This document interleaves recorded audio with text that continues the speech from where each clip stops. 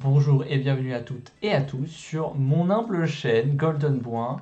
Je me lance dans l'aventure YouTube en solo pour vous partager tout ce que j'ai envie de faire sur le jeu Dragon Ball et peut-être d'autres TCG. Et aujourd'hui, pour la première vidéo, on va attaquer un gros sujet qui est la tier list, comme vous pouvez le voir à l'écran, des decks slash leaders post-ban et en incluant la BT14 et l'expansion set Namekian Boost et Saiyan Boost qui vont sortir là d'ici peu. Et on attaque tout de suite parce qu'on a du boulot. Je vous mettrai le lien de la tier list dans la description et donc vous pourrez vous aussi faire votre propre liste. Et puis vous pourrez toujours discuter ce que vous voulez dans les commentaires, j'essaierai de répondre à tout. Et voilà, il y a toujours moyen de discuter.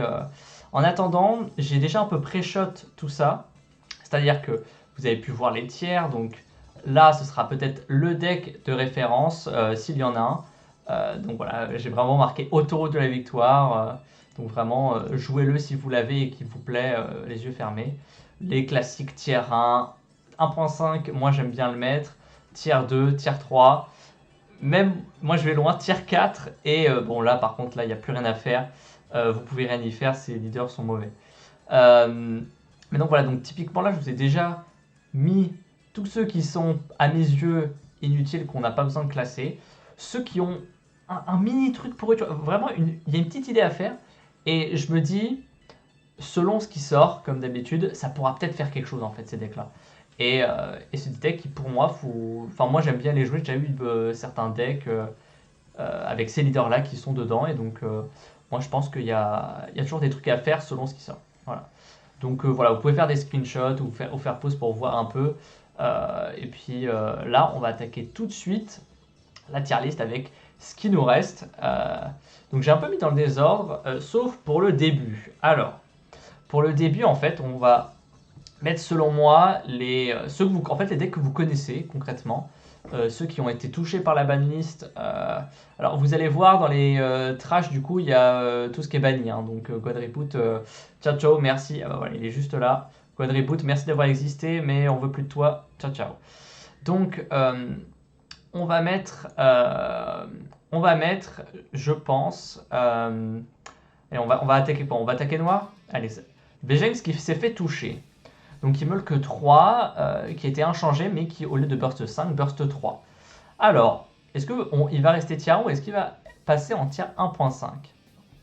Alors ça c'est une super question quand même, hein, parce que vraiment, Vejenx perd en stabilité au final, mais ça ne change rien à la puissance potentielle du deck. C'est-à-dire que si sur les 3 meules vous meulez une Kai et un Vegeta et le Trunks, bon bah vous êtes le roi du monde et trop bien. Cependant, ça va beaucoup limiter les espaces-temps et ça peut être ça qui peut faire défaut à Vejenx. Et en même temps, ça vous évite de trop meuler et donc vous pouvez enchaîner les espaces-temps, les petits espaces-temps entre guillemets, pour éviter le deck out. Et donc ça c'est toujours pas mal. Donc je vais le mettre en 1.5 perso. C'est vraiment pour moi la définition d'un 1.5, c'est un deck fort. En fonction de comment il évolue, de la méta, il peut peut-être bouger entre le 1 et 2, mais je pense qu'il est vraiment au milieu. Faut faire attention toujours aux cartes noires qui sortent, les cartes exploitables dans le cimetière. Mais voilà, moi je pense que Vejenx c'est un bon leader parce que il n'a pas besoin de taper dans ses PV pour tourner en fait. C'est-à-dire que vous pouvez meuler 3, soit en plus vous n'avez même pas besoin d'attaquer, donc si vous prenez un topo ou un stop battle, et vous n'avez pas besoin de taper avec votre leader, donc ça c'est super cool. Ouais, en fait vous n'avez pas besoin de taper dans vos PV, et donc face au deck aggro en face, ça peut être une très très bonne chose. Donc ouais, vraiment moi je pense Vejenx, toujours un peu l'archétype toolbox, mais la 2 de meule en moins ça fait quand même mal, hein. Donc ça peut se remplacer avec des Majin Buu extension attaque, l'IAR qui va continuer de meuler, l'espace-temps Vegeta qui va remeuler 3. Donc je pense que Vejenx survivra, hein. Là, pour moi je me fais pas trop de soucis, à la rigueur tier 2, mais pour moi Vejenx survivra. Alors on va continuer en noir avec Dark Broly. Et pour moi Dark Broly, je pense que ça va se mettre en tier 1, ça va pas bouger en fait. Concrètement, les ratas de Dark Broly fait que face au deck, il va faire beaucoup d'attaques et donc il va vous forcer à combo quasiment toute votre main à tout moment. En fait, vous n'allez pas pouvoir le faire parce que vous allez pas pouvoir détruire autant de 0 combo mais 30 000 de puissance dans votre main pour gagner ces 5 000 de combo qui est censé représenter une carte. Donc contre un deck où vous n'avez pas besoin de combo défensivement ou très peu, et ben en fait Dark Broly il reste inchangé au final. Donc Dark Broly pour moi ça restera tier 1. Moi je pense qu'il va se mettre très très bien dans la méta parce que on verra, on va voir juste après. Mais il a pas besoin de combo, il ramène des gens sans cesse. Euh, ouais, en fait, à la durée, il est très très fort. Demigrey a SRDB3, espace-temps, qui fait du end control, mais la pression de ouf, plein de 30k qui vire la main, donc c'est une sorte de pseudo end control. Ça pioche pas mal, c'est beaucoup de free play. Et ouais, vraiment, je pense que le deck sera tier 1. Et donc, voilà, pour ceux qui jouaient Dark Broly, continuez à le jouer. Donc, il y aura toujours plusieurs versions. Les versions Gogeta avec la promo et donc des 30k Goku et Vegeta Xeno. SS4 est touché, donc ça fera moins de sorties pornographiques, même si bon, SS4 est toujours à 1. Donc, je pense que les gens, par acquis de conscience, vont le jouer en x1, même si ça peut enlever un peu de stabilité. À voir, je sais pas ce qu'il faut faire vraiment, mais pour moi, le deck est tier 1. Alors, bon, je pense qu'on va attaquer tout de suite, hein, on va pas perdre de temps. Alors, bleu, comment dire bleu, bah, ça n'a pas été touché à la banne en fait. C'est aussi simple que ça. Pour ceux qui font déjà des tournois régulièrement et qui suivent la scène européenne, vous savez tous que sous Striker, c'est un bon leader. C'est-à-dire que c'est un leader qui vous fait gagner 3 ressources par tour lorsqu'il est éveillé. Et par 3 ressources, j'entends. Lorsqu'il attaque, vous piochez 1, donc ça c'est comme tous les leaders, mais il vous fait gagner 2 énergies en plus. 2 énergies mono bleu, cela dit. En plus, il peut s'éveiller à 8 PV potentiellement si vous avez un unisson, et être à 15 000 lorsque vous faites face à un deck aggro, et même contre des decks midrange. Hein. Être à 15 000 lorsque vous êtes à 6 PV, et bah, franchement, ça devient une plaie. En plus, votre réveil vous fait piocher 2, vos unissons vous font piocher. Donc en fait, une fois que vous êtes à 6 PV et que vous commencez à masser tout ce mur de défense, et bah, même si l'adversaire arrive à jouer autour de votre défense, il ne peut pas vous one-shot parce que vous serez à 6 PV. Donc ça, c'est un avantage du leader. Que ce soit Engine Bojack, en plus, vous pouvez jouer bleu-jaune avec l'Engine Bojack, je parle tout ce qui est Galactic Buster. Gokua, en plus, qui va clear les Totepo et toutes ces cartes qui empêchaient les leaders comme sous Striker et Golden Freezer donc de détap pendant leur propre tour. Et bah, ces cartes n'ont pas barrière, donc Gokua de Brigade de Bojack de BT13 va pouvoir virer ses drop 1 facilement, donc très fort. Et en plus, vous avez donc le Bojack à 8 qui vire pour 4 et qui abaisse des énergies. Enfin, le deck est incroyable, vous avez de la réponse, vous avez des contres qui vous font des tables, donc vous avez plein d'énergie. Pendant le tour adverse, vous avez plein d'énergie pendant vos tours grâce au leader. Vous avez des unissons ultra forts, donc unisson Boo qui représente une défense incroyable. Plein de façons de le jouer aussi, c'est ça qui est cool. C'est que vous pouvez jouer avec Buster, vous pouvez jouer bleu-rouge avec Topo, des arrivals bleu-rouge. Vous pouvez jouer bleu-jaune avec le fameux Zamasu Promo Championship. On en reparlera de ce petit bougre-là. Et en plus, bleu-jaune vous donne aussi accès au Bojack Aegis, carte qui, à mon humble avis, aurait dû être touchée. Soit 1, soit 0. Enfin, je pense banni parce qu'en fait, si vous le chattez en main de départ et comme il a barrière, certains decks n'ont pas de réponse aux barrières. Et donc, du coup, juste vous l'avez chatté en début de game, vous l'arrivez tour 2, il bougera pas. Et le mec soit 1, bah, je vais pas dire vous fait gagner, mais enfin, ça vous fait gagner instantanément le fait que soit 1 parce que en fait, ça n'a rien changé quoi. Donc, ouais, le deck est surpuissant. Par contre, ce qui est rigolo, c'est qu'il y a vraiment plein de façons de le build. Et moi, c'est ça que j'aime bien. Donc, concrètement, pour moi, le deck à battre, c'est sous Striker, qui n'est pas invincible cependant. Mais pour moi, c'est le haut du panier en tier 1, c'est le deck à battre. Et certains decks, en fait, vont peut-être monter ou descendre parce que, par le passé, et c'est pour ça que je refais une tier list, c'est que grâce à la domination pour moi de bleu qui s'est montée, bah, peut-être que d'autres decks vont remonter et d'autres à l'inverse descendent. Et donc voilà, sous Striker, deck à battre.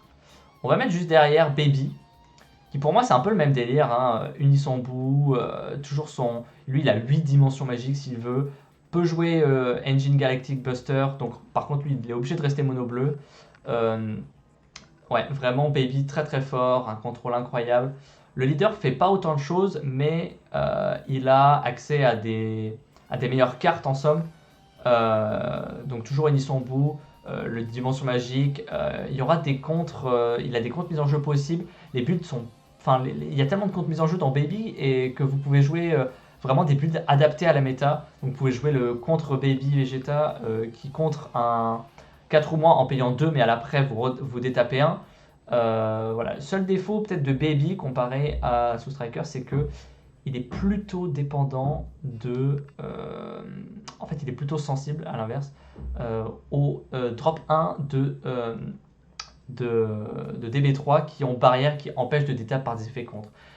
Soul Striker peut s'en sortir parce qu'il a l'effet leader, Galactic Buster, etc. Mais Baby, en fait, ça lui prive vraiment de ses entre guillemets 8 dimensions magiques et des potentiels contre-mises en jeu qui détapent des énergies. Et donc, c'est un peu embêtant pour Baby. Et comme il a barrière, Goku ne le gère pas.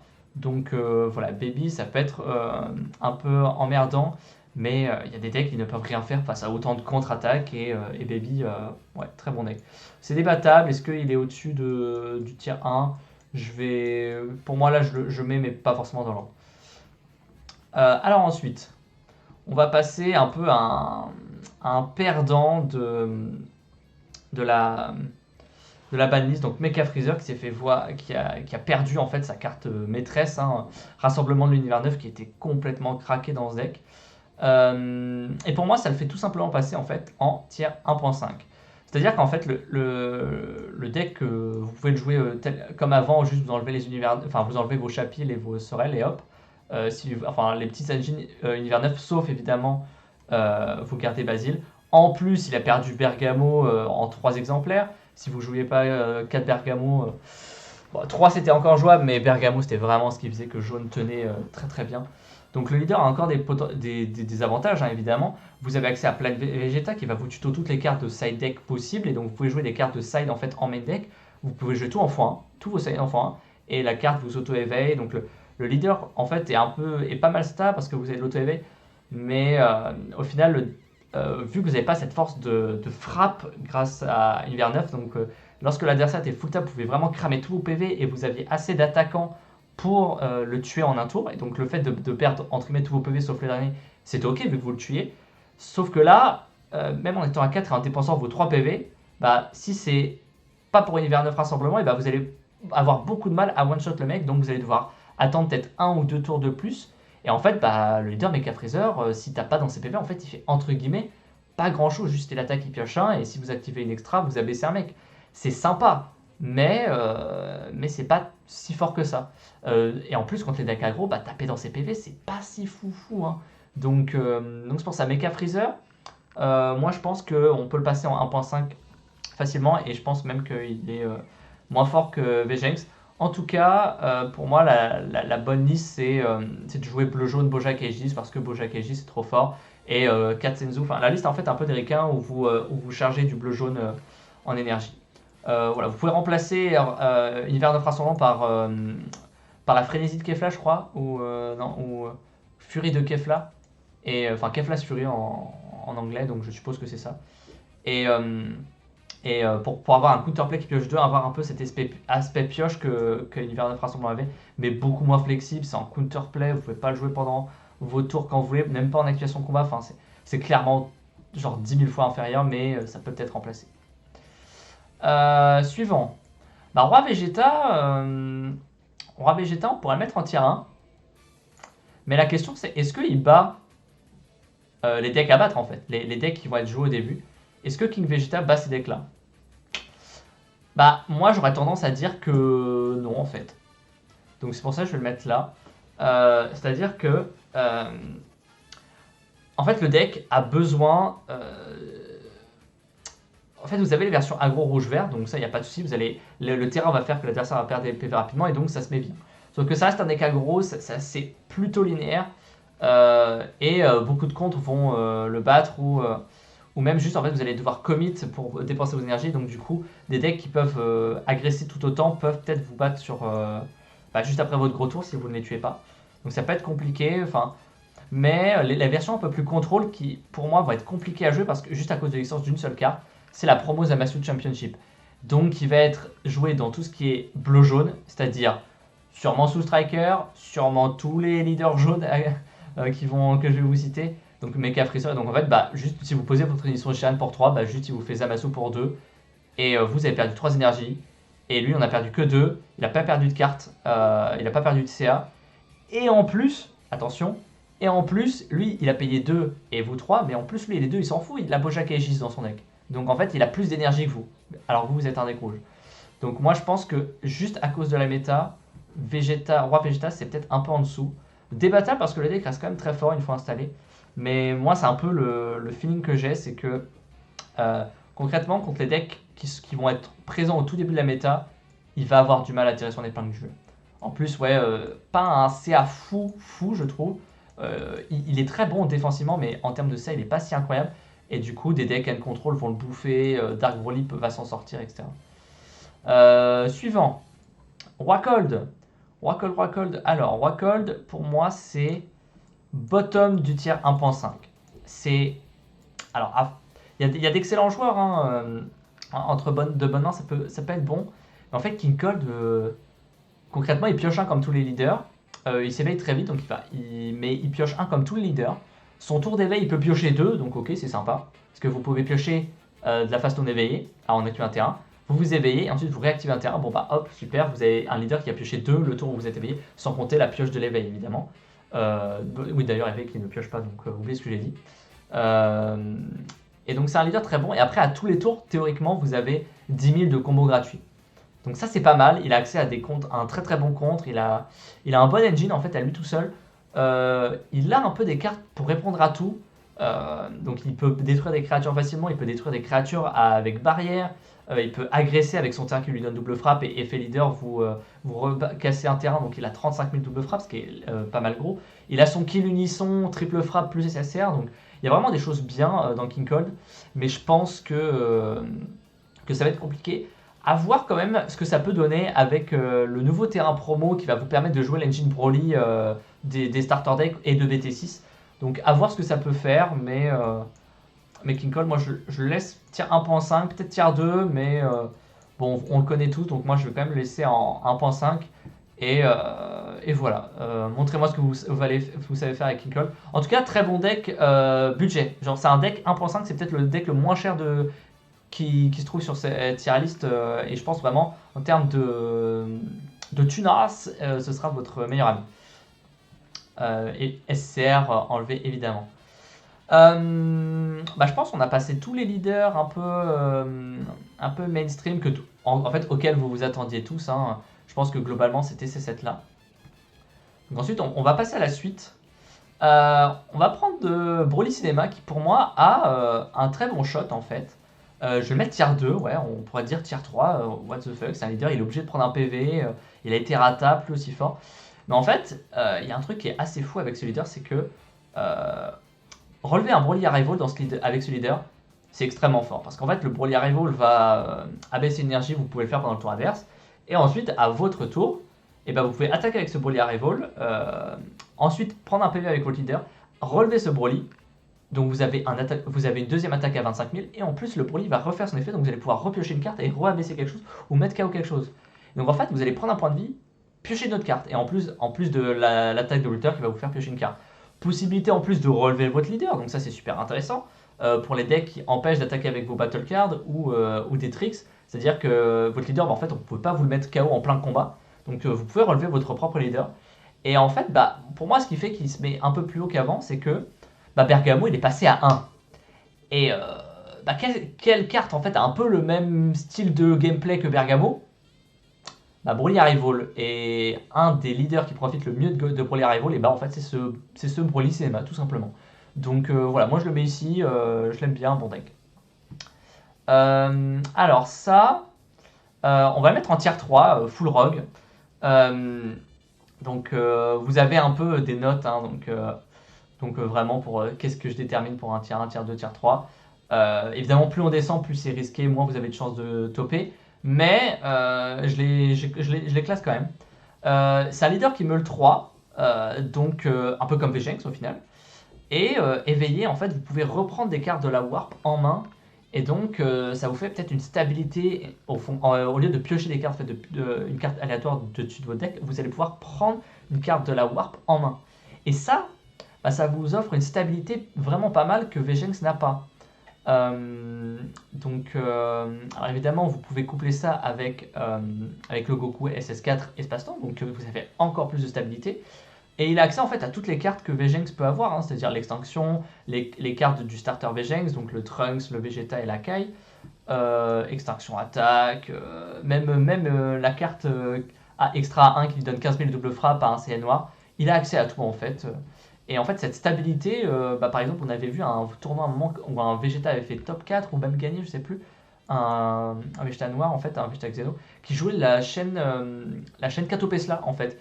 Et donc la chaîne Katopesla, c'est une chaîne ultra forte, mais qui est un peu lente à mettre en place et qui requiert en fait les bonnes pièces d'évolution en main. Et en fait, la stabilité qu'apporte ce leader va vous permettre d'avoir tout le temps l'évolution, et donc ça faisait que ce deck et ce leader était jouable. Débattable à mettre en tier 2, mais vraiment, vraiment, pour moi, c'est un deck jouable. Gogeta Xeno, je vais mettre en tier 2. Même si je connais pas totalement bien, il a accès à des cartes spécifiques à son archétype. Donc on pense toujours aux fusions Gogeta. Donc il a accès aux fusions Gogeta, donc les promos que VGENX joue, mais aussi des cartes où votre leader est Saiyan noir seulement, parce que VGENX est un Saiyan terrien.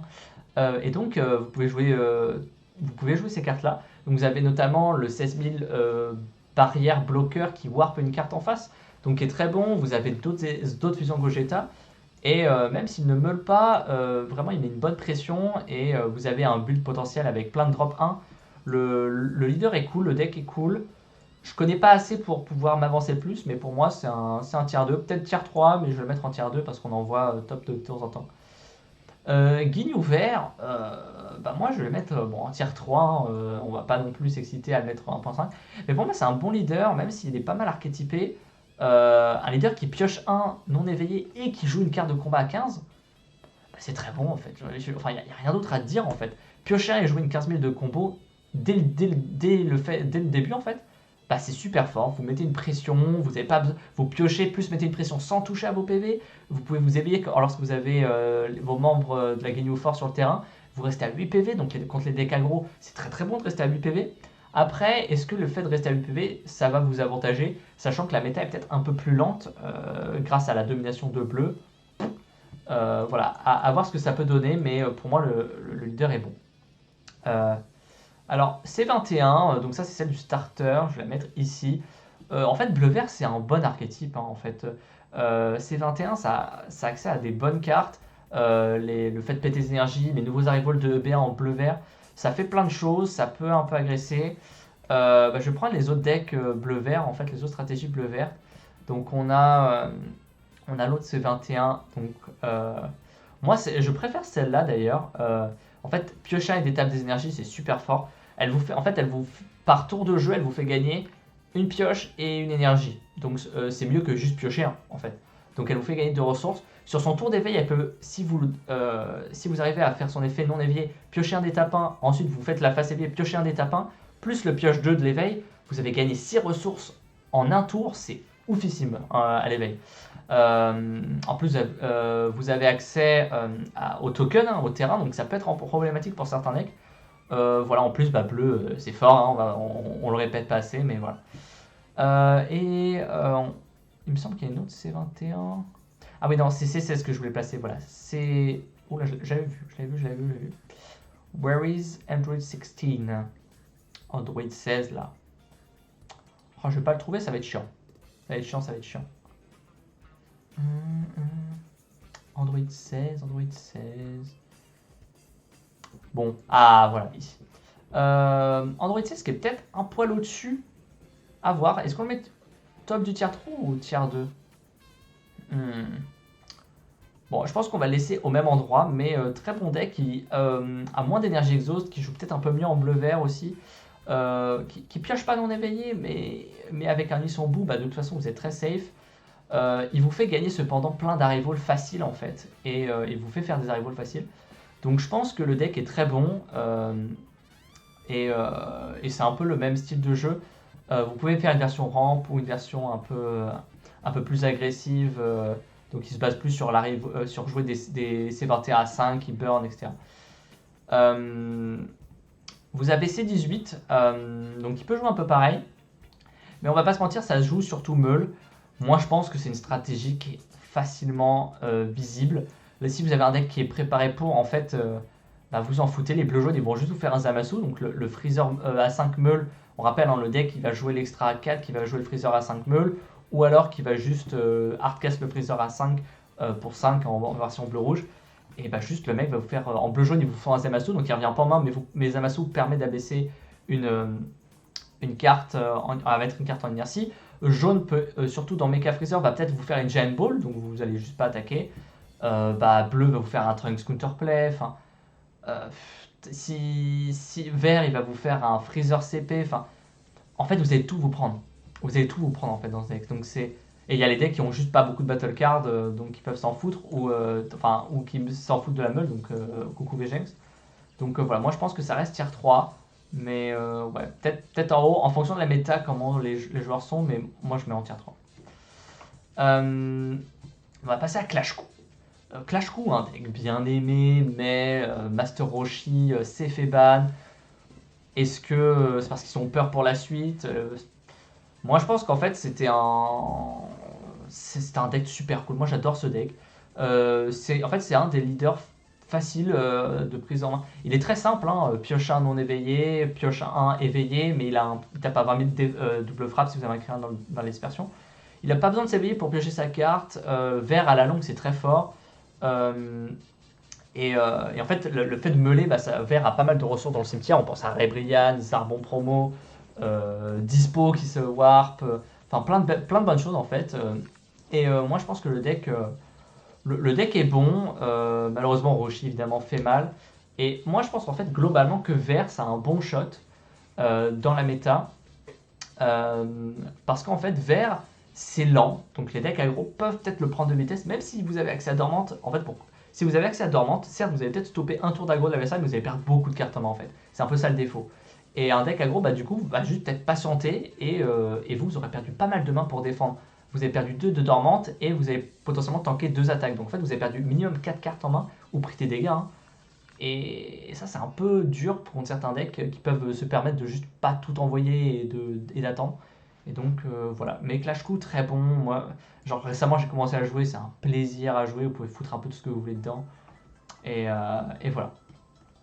Alors, est-ce qu'on continue sur vert? Ouais, je pense qu'on va continuer sur vert. Hein. Alors, ça, qu'est-ce que j'aime bien? Ça, pareil, je vais le mettre tier 2. En fait, c'est un bon leader vert. Il va avoir du support avec le terrain dont j'ai parlé, qu'on peut mettre dans King Cole, mais évidemment dans ce leader-là. Pour moi, ce leader est très bon, en fait, juste parce que, est jamais à sous-estimer. Moi, perso, là, j'hésiterais même à le mettre à 1.5, mais il y a quand même pas mal de faiblesses. Donc, je vais le laisser en tier 2.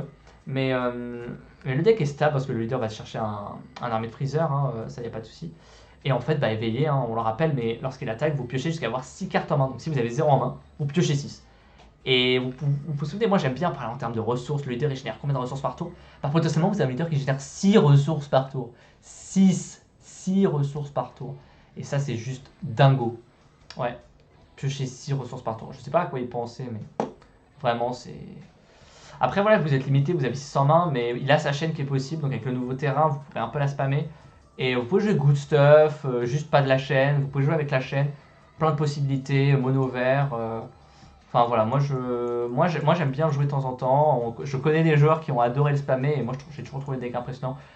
Ça comble le défaut de dormante hein, qui fait que vous avez peu de cartes en main après l'avoir utilisé. Mais vu que vous repiochez jusqu'à 6, à tous les tours vous pouvez spammer dormante. Le défaut c'est que vous savez que 4 dormantes. Vous n'avez pas surpioché les 4 et avant on avait Roshi pour reprendre celle qu'on avait utilisée et maintenant on l'a plus.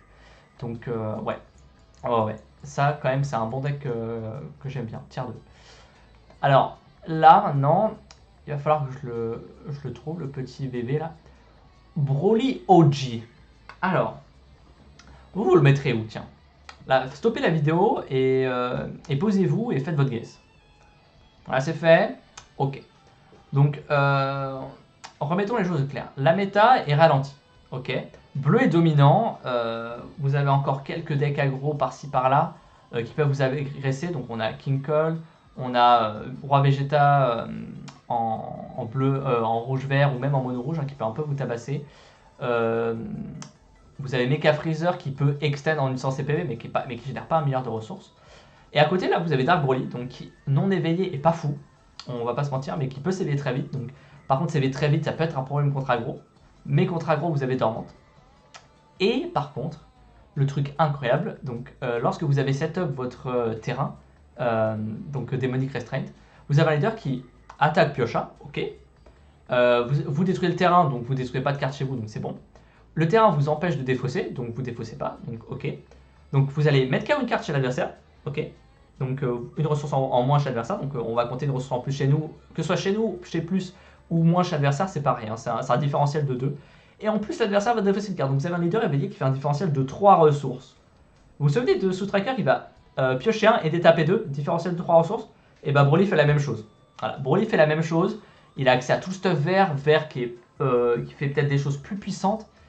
Et bon, et là c'est là où je sors ma trump card, une des bonnes cartes jouables dans le Broly, dans Broly BT1 en fait, c'est l'unisson Bardock, le Paternal Bond, donc de BT10, qui est un unisson à 2, vous payez plus 1, vous détruisez un tour 1 et comment ça s'appelle, et en plus vous allez défausser 1.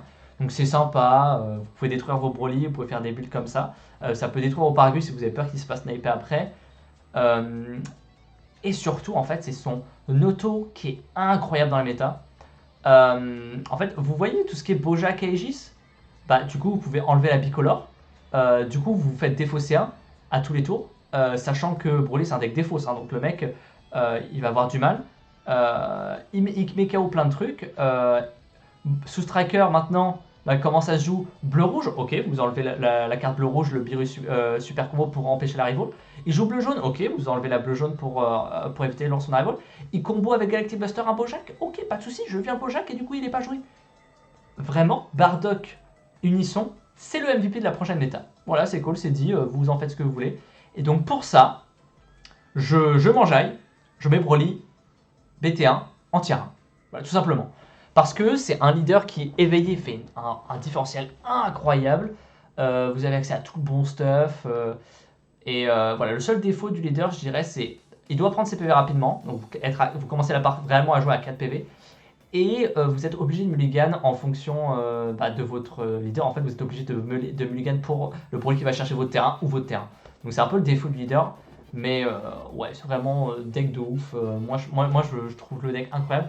Et c'est un des meilleurs leaders verts pour bien utiliser l'unisson Bardock.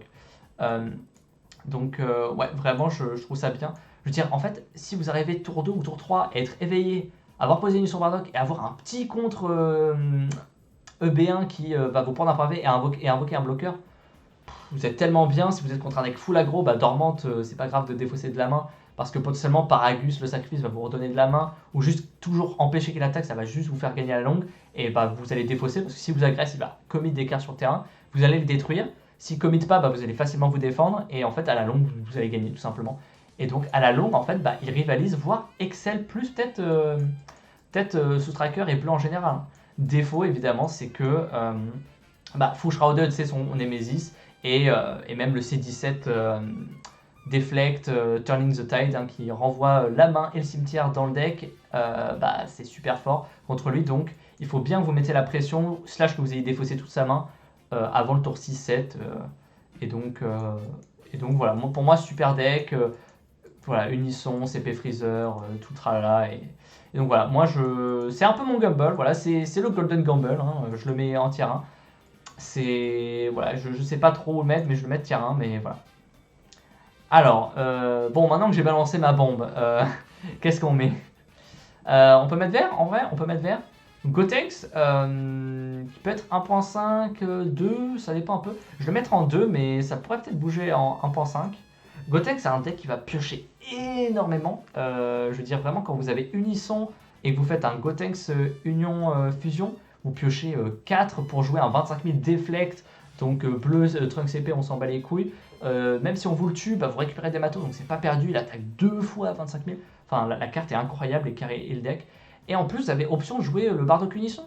Donc, Bardock Unisson qui est le MVP de la méta. Vous cuttez peut-être une pioche à chaque Union Fusion. que le végétaux vous apporte, un kill du -7 du végétaux qui était quand même sympa. Mais ouais, l'engine est cool, le leader est cool. Donc voilà. Euh, bon, on va faire ça. Hercule, moi je pense que c'est un deck qui a du potentiel. Moi, le leader pioche plein en fait. Et bien buildé, je pense que ça peut faire des choses en bleu-rouge, en jaune-bleu qui détape plein avec Boja avec Aegis. Le leader pioche plein et si vous arrivez à buffer le leader ou quoi, bah, en fait le deck est super fort. Juste l'éveil où vous piochez 5, c'est quand même bien marrant. Donc ouais, moi je le mets en tier 3. Je pense que c'est parce que c'est un leader que j'affectionne aussi, mais ouais, pour moi il y a une petite carte à jouer avec Hercule. Hit Reboot, on va le mettre en tier 3 aussi. Hit Reboot, c'est un deck qui a un tricks pendant le tour adverse, donc il peut détruire des cartes pendant le tour adverse, donc c'est super intéressant. Pour 0 énergie en plus. Défausser une carte, détruire quelque chose, c'est un très bon rapport qualité-prix. Alors en plus, si c'est pendant le tour adverse, c'est incroyable. Donc ça vous offre on va dire un palier de défense en plus, un mur en plus. Et le leader, lorsqu'il attaque, éveillé, vous piochez un, ramenez un mec. Donc vous piochez un et vous ramenez un mec. Donc vous faites un différentiel de ressources de 2, donc c'est super sympa. Et voilà, bon deck, il y a l'engine avec pod, vous ramenez des vertes et donc le pod va vous faire piocher des cartes. Et voilà. Bulma. Alors comment elle est notre petite Bulma? Est-ce que on la met en 2 ou en 1.5? Bulma, l'éternel leader rogue, hein, je sais qu'il y a des gros joueurs de Bulma. Et j'en ai vu récemment aussi, et putain, ça pète des culs Bulma. Avec tout le nouveau support, le Goku A1 qui pioche, qui en bond 3, gagne, qui passe à 25 000 double frappe, il me semble, qui a un bloqueur du coup, enfin, le deck fait plein de trucs, il se défend très bien, c'est-à-dire que par exemple un C17 Turning the Tide, vous en foutez parce qu'en fait, bah, même si vous perdez toute votre main, bah, vous pouvez amasser une volée de bloqueurs et du coup, bah, même si vous passez à 0 en main, bah, vous bloquez toutes ces attaques et voilà donc je pense que c'est pas mal. En plus, bah, le leader va jouer des mailles à 1 anti bleu counter qui tape des énergies. Donc en fait, naturellement, vous allez être pas mal contre Baby et contre les dimensions magiques de Sous-Tracker. Donc ouais, moi je pense que le deck est fort. Et donc je vais le mettre en 1.5. Contre aggro, vous tenez très bien. Éveillé, vous êtes un monstre parce que vous piochez 2 par tour. Ouais, vraiment, le deck pour moi est très très bon et mérite d'être en 1.5. Berus Reboot, on en a vu un ou deux qui ont top en plus en France et aux US. Et en fait, concrètement, le bleu a été pumpé up concrètement avec cette baliste. Et en fait, Berus, il a accès à une carte en fait que les autres decks bleus n'ont pas. C'est un petit Whis à 1 qui, quand les jeux pioche 1. Et vous payez 2, le Whis vient en énergie. Donc en fait, vous avez un leader qui rampe facilement en fait et de façon stable. Et donc, bah, c'est vraiment pas dégueu. Donc pour moi, juste pour ça, il m'a d'être en tier 2. Est-ce qu'en tier 3 peut-être? Est-ce que tier 2 je m'excite un peu? Ouais, je vais mettre en tier 3, mais vraiment pas dégueu. Hein. C'est pas pour rien qu'il a top récemment. Beerus rouge, alors ça, je sais qu'on a Brian Samuel et d'autres joueurs qui aiment bien le jouer. Je vais le mettre en tier 3, c'est un peu dans le même style que Hit, c'est-à-dire que non éveillé, vous n'avez pas besoin d'attaquer pour piocher des cartes. Vous pouvez jouer tricolore en bleu, rouge, jaune, en bleu, ou oui, c'est ça, en bleu, jaune ou bleu, rouge, enfin, les arrivals bleu, rouge avec une pointe de jaune, etc. Vous pouvez jouer un peu ce que vous voulez, et donc, ouais, le leader a des petits effets, des petits whis qui peuvent mettre moins 5000. Et voilà, et après vous avez des 10k gratos, même si vous piochez plus dans éveillé, vous avez des 10k gratos à tous les tours. Donc c'est vraiment pas dégueu. Voilà, Beerus, hop, ici. Revive coup, je vais le mettre en bottom tier 3. C'est juste, je savais pas si je le mettais en tier 4 ou pas. Mais on a du support pour Revive, donc vous défaussez des cartes bleues vertes pour les ramener. Donc c'est combo avec Pod, il y a plein de cartes qui se combattent avec. Et donc je pense que le deck peut faire des choses. Parce qu'à la value c'est très bon. Donc ouais, moi j'aime bien. J'ai pas vraiment testé, mais je sais qu'il y a quelques gens qui testaient un peu à chaque fois quand il y avait des nouvelles cartes, des versions Hero Guard bleu-verte, etc., etc. Donc ouais, peut-être. Alors Shenron, je vais le mettre en tier 3 aussi, mais moi Shenron, c'est un leader, il a descendu, mais au final le leader n'a pas été touché en fait, c'est-à-dire que vous avez un leader qui non éveillé pioche 2 en fait, donc peut-être vous avez pioché 2 au lieu de 1 non éveillé pendant peut-être 2 tours, 3 tours potentiellement. Si pendant 3 tours vous dites ajoutez Dragon Ball, ajoutez Dragon Ball, ajoutez Dragon Ball, vous avez techniquement ajouté 6 cartes à votre main, qui ensuite sont des pioches parce que Dragon Ball pioche, hein. Mais voilà, et son ultime, parlons-en, il est incroyable. Si les decks n'ont pas beaucoup d'interactions défensives, plus 10 000 très offensives, ça tue n'importe quoi. Hein. Je veux dire, un deck noir qui a pas beaucoup de défense, vous lui faites ça, il est en PNS. Donc alors il peut survivre évidemment, hein, il y a des réponses, mais si c'est juste des power bursts, bah, OZEF, et même si c'est la KSR OZEF, par contre si c'est la SR Lineage, aïe aïe aïe, ça dépend sur quoi vous faites votre ultime. Mais ouais, moi je pense que le deck est bon et a une petite carte à jouer. Alors, tiens, je vais faire Hatchak, je vais laisser la BT14 pour après. Hatchak, ça peut peut-être revenir, mais moi en vrai, vu que la méta est ralentie, Hatchak il est moins bon. Concrètement, Hatchak il aimait bien quand la méta était un peu lente, parce que son permanent en fait a empêché l'adversaire d'attaquer. Par contre, il est peut-être un peu up dans le sens où on a un nouvel unisson qui vous fait piocher des cartes, le Bardock, hein, donc qui peut monter, qui est plus 1 en fait, monte en marqueur, et du coup vous fait piocher une carte. Donc ça vous donne du support. Vous avez le nouveau Gogeta SR de BT14 qui va taper 3 fois, donc qui est vraiment bon, donc qui en fait outrepasse la restriction du leader, et en plus il me semble que c'est un drop 8, donc vous pouvez taper avec une carte de combat, du coup le leader vous empêche de taper avec des 7 ou moins, et du coup vous êtes tapé ensuite 3 fois avec vos Gogeta, donc vous outrepassez un peu la restriction que vous mettez à vous et à votre adversaire, donc ouais, c'est à voir. Moi je pense que le leader entre guillemets ne fait que ça, mais peut-être que ça suffit. Peut-être que ça suffit. Bah, ça, c'est un peu un Goku que je vais mettre au même endroit que Gogeta Xeno. C'est un peu le même délire. Hein, c'est-à-dire que ça. Le Goku, lui, par contre, chope double frappe comparé à Vejenx. Hein, il a double frappe de base et donc vous pouvez spammer un peu les espaces-temps aussi. Enfin, les deux se rejoignent un peu, hein, mais voilà, j'aurais dû le mettre un peu en même temps que le Gogeta, même si c'est un peu différent. Je vais mettre ensemble. Alors Kefla, moi je vais la mettre en tier 3 évidemment. Mais en fait concrètement vous pouvez jouer les bonnes cartes jaunes, c'est-à-dire Power of Super Saiyan. Ah non, je crois qu'il faut un leader mono jaune, autant pour moi. Mais vous pouvez jouer concrètement Dimension Magique, vous pouvez jouer Zamasu en bleu jaune. Et en fait, bah, l'effet éveillé est pas mal. Reprendre 3 cartes bleu jaune, c'est une value incroyable. Et contre les agros, bah, ça fait trop le taf. En fait, reprendre des super combos Zamasu, des Zamasu Championship. Voilà. Est-ce qu'il y a un truc à faire avec l'engine U6? Je n'ai pas l'impression, mais juste en gros accès à dimension magique et au PG jaune en plus, c'est vraiment sympa. Bardock Crew, bah, je vais le mettre en tier 3, mais concrètement il a ce Bardock Arrival, donc vous êtes un leader bleu, hein, et donc vous avez tout le stuff bleu, vous êtes comme les autres decks bleus, vous avez accès à toutes vos bonnes cartes, etc. Et vous avez en fait accès à cet Arrival bleu-jaune qui vous permet à chaque fin de tour de piocher 2. Donc en fait, à chaque fin de tour, si on n'y touche pas, vous piochez 2, et du coup, bah, votre leader attaque piochez 1, fin de tour, vous piochez 2, vous piochez 3 par tour, super fort. En plus, il faut faire attention aux Bardock Crew qui peuvent toujours revenir. Alors, Dende Freezer, alors évidemment c'est du Freezer, donc j'ai joué et je connais, mais vraiment le deck sort assez vite, et on a toujours accès à plus en plus de Freezer. Le souhait est vraiment meilleur, c'est un leader mono jaune, donc il profite de Power of Super Saiyan, il peut s'éveiller à 8 potentiellement, après tout dépend des Dragon Ball. Le deck bah, peut toujours sortir Cell Xeno. Avant il pouvait sortir T2, hein. Vous pouvez sortir Cell Xeno T2, mais maintenant après les ratas, bah, ça n'a plus beaucoup d'intérêt de sortir Cell Xeno Tour 2. Mais ouais, le deck est très bon, assez rapide. Ouais, moi, pour avoir joué, j'aime bien le deck. Attention par contre, votre adversaire vous joue un Mechikabura BT10 noir SR, il déclare Freezer à 4, vous tirez un peu la gueule. Par contre, ce qui est bien avec ce deck, c'est que vous avez beaucoup d'extra jaunes en fait facilement au cimetière. Donc du coup, votre Freezer Robotic Riposte promo, et ben en fait, bah, il va être en ligne très rapidement. C'est-à-dire que vous allez rapidement pouvoir le jouer pour un. Jiren, pour moi, c'est l'anti-aggro par excellence.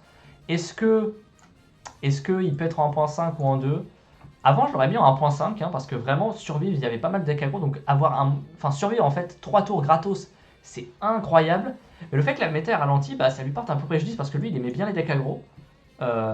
Et bah, là, vu qu'il y en a moins, à cause de bleu, bah, il est peut-être descendu. Après, vous pouvez peut-être jouer un deck vraiment full late game parce que vous en foutez des aggros et mettre un peu comme les gens qui jouaient mono jaune avec HOM, vous pouvez jouer les gros Jiren qui ont déflexion, etc. Donc il y a peut-être des trucs à faire avec Jiren. En plus, c'est un leader jaune, donc vous avez accès à tout ce que vous voulez. Hein, vous pouvez build de pas mal de façons. Et en plus, il y aura peut-être un monde où vous jouerez le nouveau support Jiren de PT14, hein, qui sait. Alors ce bout-là, en vrai, je l'ai peut-être surestimé en tier 3, je vais le mettre en tier 4, tiens, mais c'est un peu comme ce Broly-là, mais en noir, et vous pouvez tout combo toute votre main et vous piochez 5. Voilà, le leader est pas dégueu. Et là, sa chaîne, et si vous répondez pas à sa chaîne, bah vous êtes dans le caca. Alors ça, c'est un peu comme Hachiak, mais en jaune, ce qui lui vaut peut-être d'être meilleur que Hachiak, parce que ça peut lock pas mal de stratégies, et en plus, comment dire, vous avez accès à, comment ça s'appelle, vous avez accès au Vegeta Unisson, forcément que vous allez avoir envie de jouer. Et du coup, le Vegeta Unisson répond à pas mal de trucs. Il répond très bien à Dark Broly, à tout ce qui est espace-temps de Vegenx et de Noir en général. Peut-être des gros tons qui vont débarquer rapidement, hein. Je pense même à King Cold, hein. King Cold, il vous invoque des tours 4 et des tours 5 au tour 2, 3, 4. Hein, donc ça peut être vraiment bien. Donc voilà, topo, why not? Alors, Invoqueur qui se prend une tarte monumentale. Je l'aurais mis un point 5 voire tier 1 avant la banne, hein, vraiment tellement le deck était fort. Là, je pense que je vais le mettre en bottom tier 2, tier 3. Je sais pas, hein. Le deck est toujours aussi fort. Le problème, en fait, c'est que c'est bleu, en fait. Concrètement, avant, on aimait bien faire SCR, tu peux plus rien faire, donc tous tes trucs en bleu, je m'en fous. Et ensuite, je fais le burn pour seulement 3 énergies de plus. Et donc, vous pouvez faire ça en gardant éveil, plus Essenzo, etc.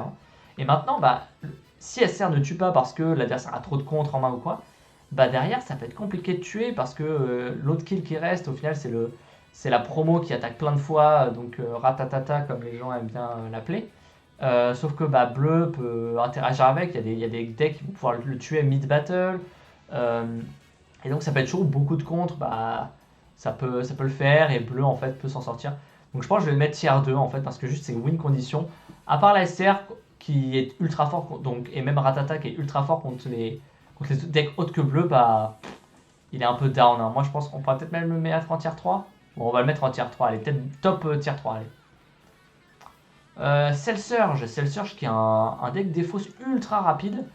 Peut-être qu'on pourrait le mettre là même. Peut-être qu'on pourrait le mettre là. Bottom tier 1.5.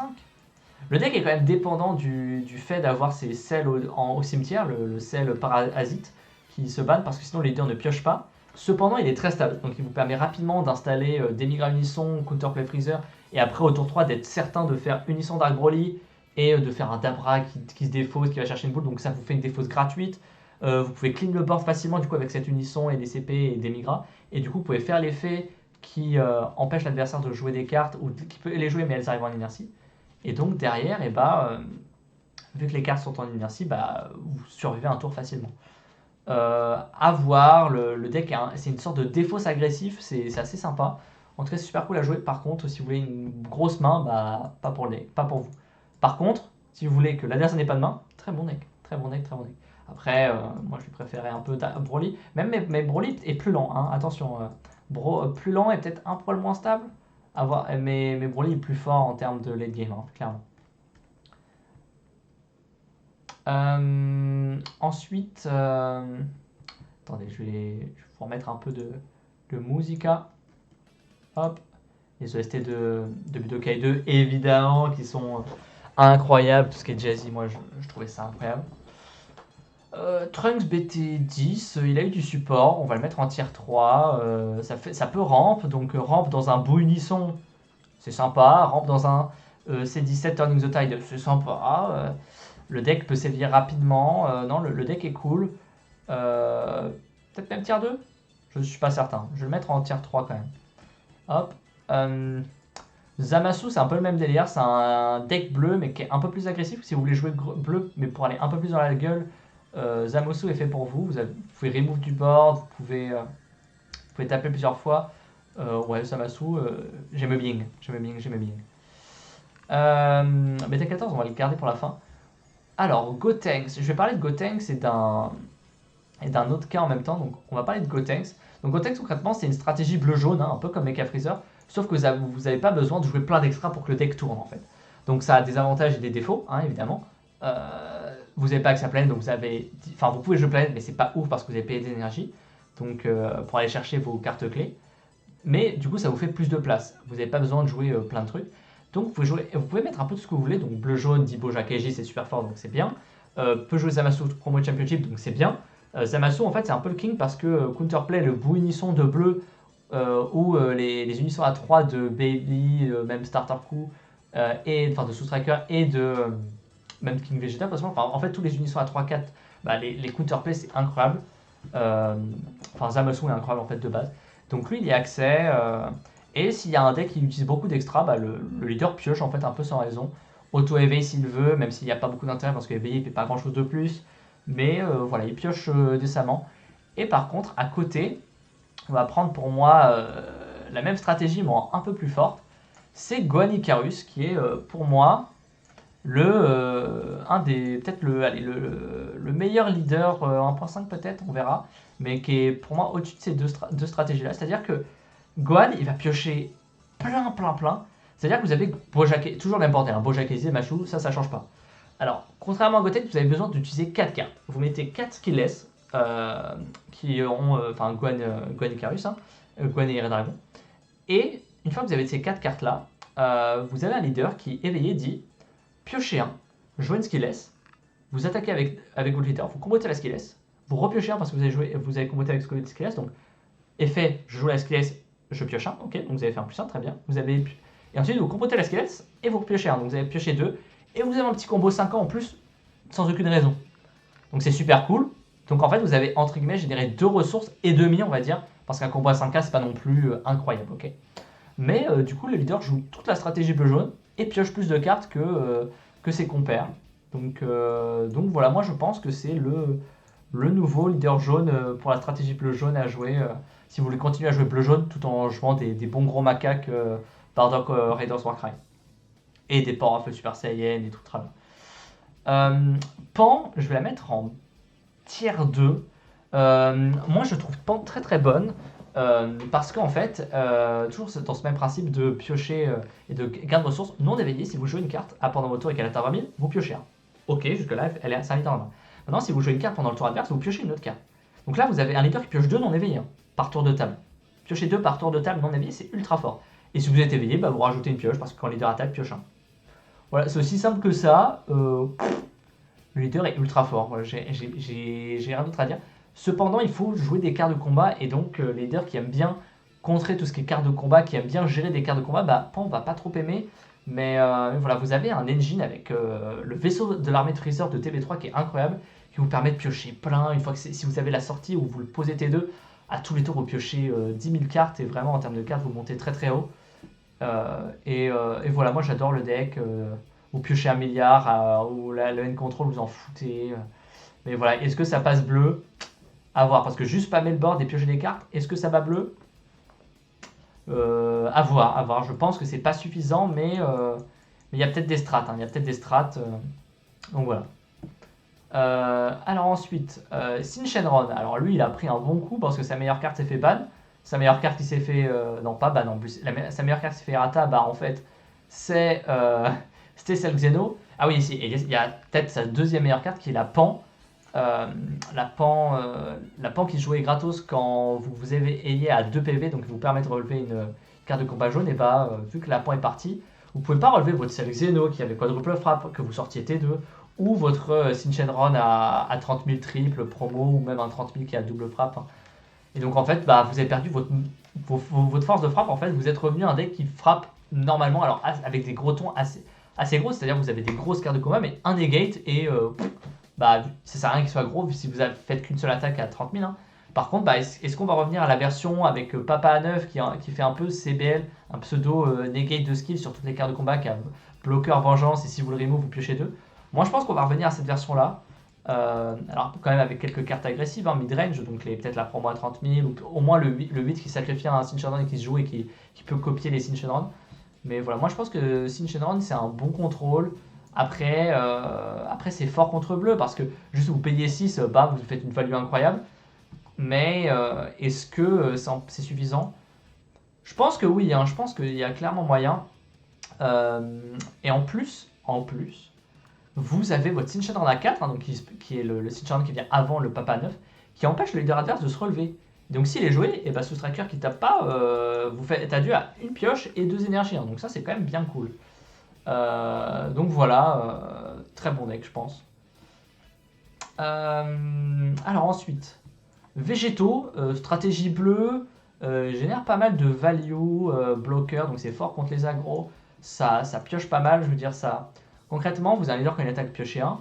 Et si votre adversaire vous détruit une carte bleue, donc un bloqueur ou un unissant, bah, vous piochez un des tapeurs. Donc c'est un leader qui vous fait entre guillemets gagner 3 ressources. Donc une pioche pendant votre tour, une pioche pendant le tour adverse et une énergie. Donc vous gagnez 3 ressources. Donc le leader est pas mal, il y a des trucs à faire. Ça peut mériter son 1.5, mais ma question c'est est-ce qu'on joue lui ou est-ce qu'on jouerait plutôt sous Striker ou Baby? C'est un peu ça le hic quoi. Mais c'est un bon leader quand même. Alors, Starter Freezer, j'ai envie de le mettre en tier 2 aussi, hein. Mais tier 1.5, pas loin. Concrètement, c'est un deck vert, donc pareil. Vous pouvez jouer Bardock Unisson, hein, c'est pas interdit, mais le deck est pas non plus incroyable avec Bardock Unisson. Vous, ce que vous avez envie de faire, c'est mettre un Unisson à 2 ou à 3 qui vous fait défausser des cartes, donc on pense aux couleurs Unisson et à l'Unisson Freezer Xeno hein, qu'il y a dans le starter deck. Et si vous avez pod et que vous défaussez votre Dordaev, en fait, vous allez piocher des cartes gratos en fait, et éveiller en fait le leader. Il dit j'attaque pioche 1, je détruis un mec que j'ai chopé gratos, donc tu défausses un. Donc vous faites un différentiel de CA de 2. Et ensuite, vous avez votre unisson et votre pote d'installer, bah, vous piochez, vous faites un plus 1, non, un plus 2, vous faites un plus 2 gratos. Donc en fait, bah, à chaque tour, une fois que vous êtes installé, vous piochez, vous faites un différentiel de CA de 4 par tour. Ce qui est vraiment fort. Voilà, il n'y a pas grand chose d'autre à dire. C'est un bon deck vert. Après, en termes de pression, il n'a pas un Gotenks qui a 25 000 répliques. Vous pouvez pas jouer de Saiyan, donc peut-être en termes de side, c'est un peu plus compliqué. Mais ça reste un bon leader. Je pense qu'ils sont un peu à égalité ces deux là.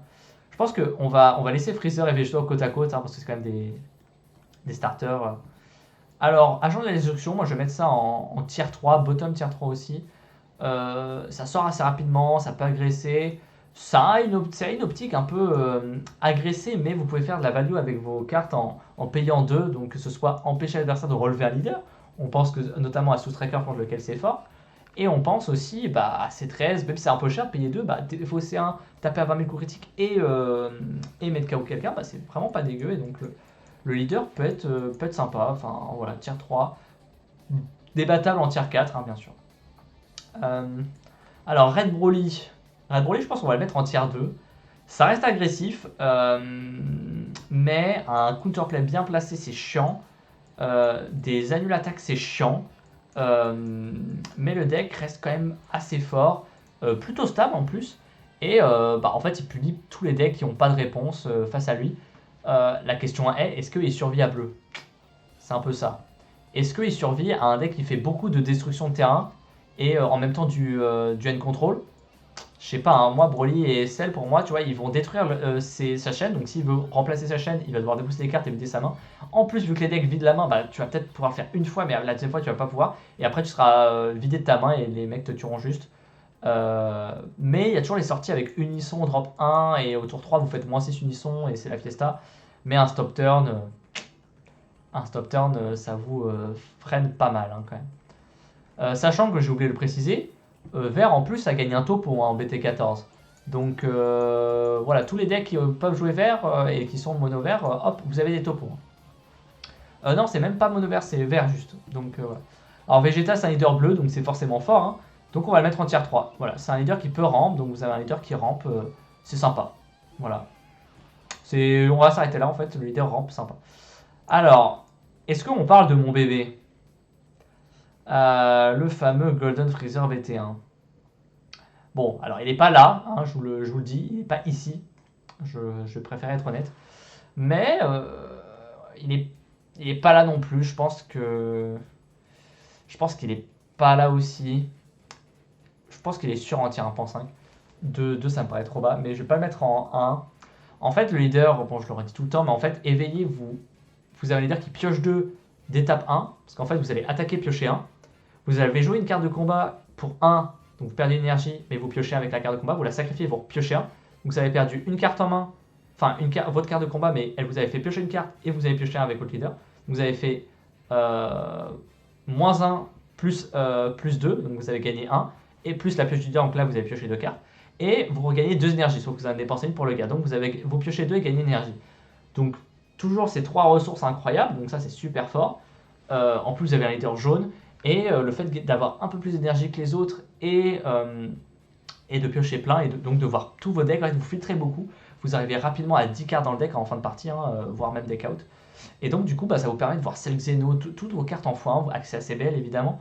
Et donc, en fait, un peu comme pour Broly, c'est un des leaders qui utilise le mieux Broly à Revol.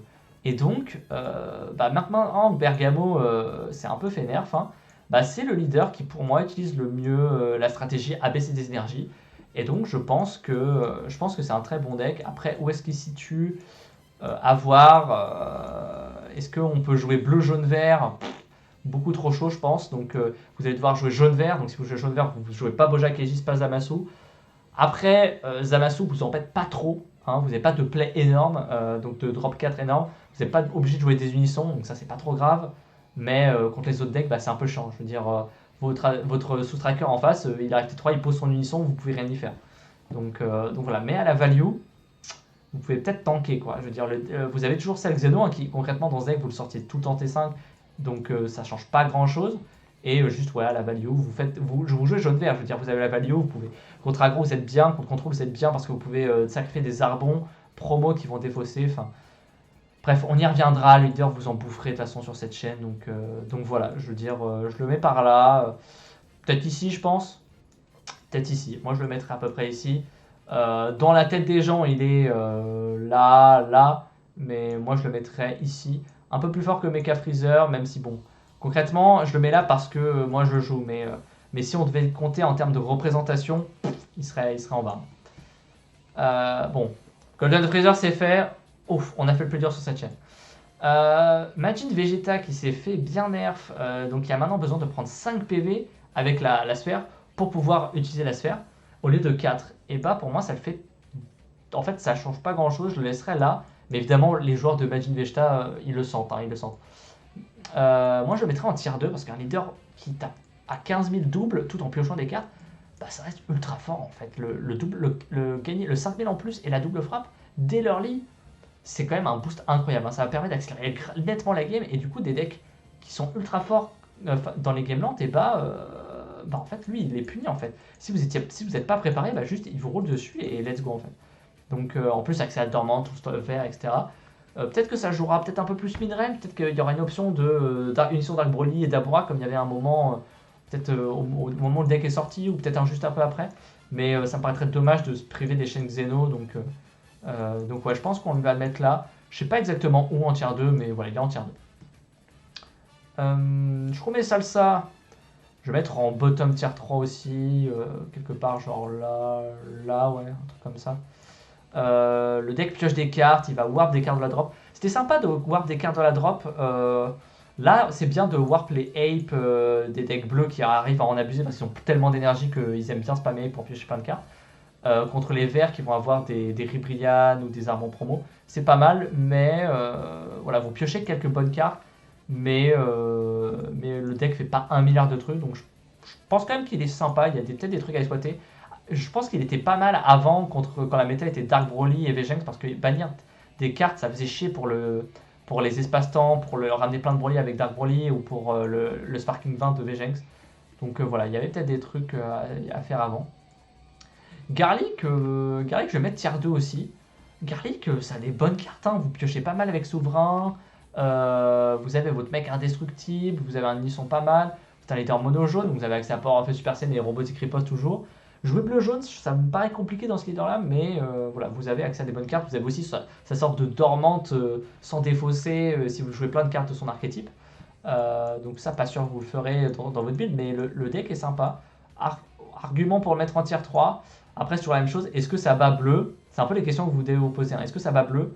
Non. Est-ce que ça bat le reste du tier 1? Pour moi, ça peut battre le reste du tier 1, donc ok, pourquoi pas. Après, bleu, ouais, en fait, j'ai peut-être pas assez de recul parce que ça pioche plein, hein. Ça pioche plein, vous avez votre guerre indestructible. Une fois qu'il est sur le terrain, bleu il touche pas. Votre unisson est sympa. Ouais, il y a moyen qu'il soit pas mal, hein, en vrai. Je sais pas si jouer le deck aussi, mais je connais ce que ça fait. Genre, j'ai quand même un aperçu, donc c'est quand même pas mal. Hirudegarn, il y a du nouveau stuff qui débarque. Tiens, je vais même le mettre là.